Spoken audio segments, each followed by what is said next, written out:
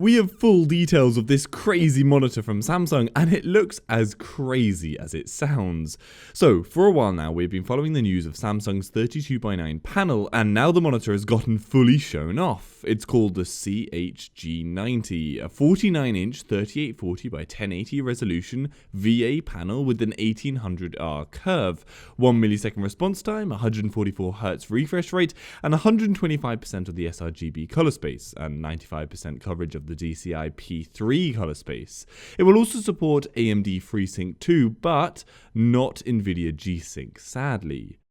So the panel has some nice features for sure. The curve is necessary for making sure you don't have to look miles to the left and right to try and see the very edges. The high refresh rate is beautiful, and response time of 1 millisecond is seriously impressive. However, there are points that sound better than they really are.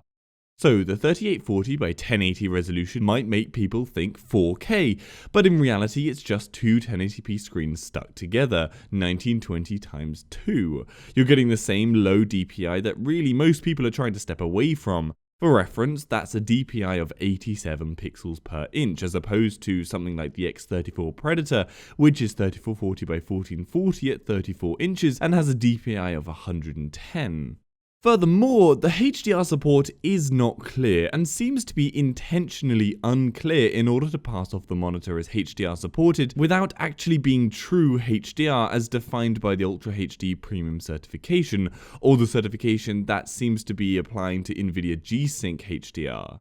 And the problem is Samsung are very light on the ground when listing the specs for the monitor, and what I'm concluding with now, and something I'll update if I find out more information in time, is that whilst technically it can display HDR content and provide better colors than a standard VA or IPS panel, it still can't show the true full range of HDR quality.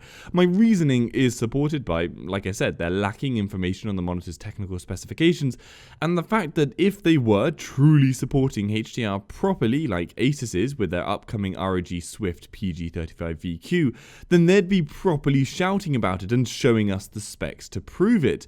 So yeah, I am really hesitating when I say that this is a proper HDR screen.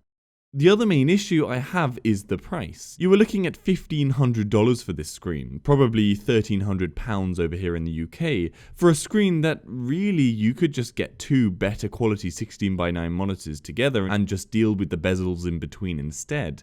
However, as a 21:9 user who is on a very pricey monitor anyway, I understand that new things cost a premium and that you are paying for that luxury.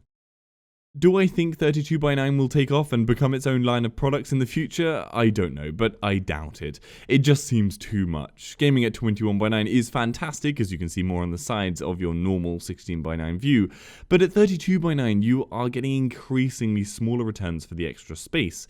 Games will usually end up having extreme stretching due to FOV on the extremities. However, for non-gaming uses, it may be fantastic. Whilst 21:9 allows you to put multiple windows side by side, a 32:9 monitor allows full 16:9 images side by side, which is quite a feat. Anyway, I would love to get my hands on one of these to review on June 30th when it releases and compare it to a 21:9 monitor and 16:9 monitor as well, but that's unlikely to happen. Regardless though, let me know what you guys think of this screen. Would you see yourself ever grabbing one, or are you like myself and think 32:9 is a bit too much and that 1080p is also a massive no-go?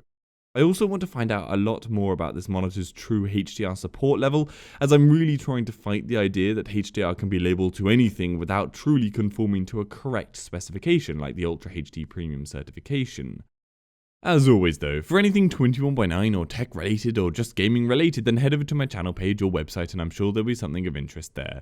If there isn't, then leave a comment down below with what you'd like to see and I'll try and cover it. And if you'd like to support the channel, the links to my Patreon page are in the description and Amazon affiliate links are there too. See you later.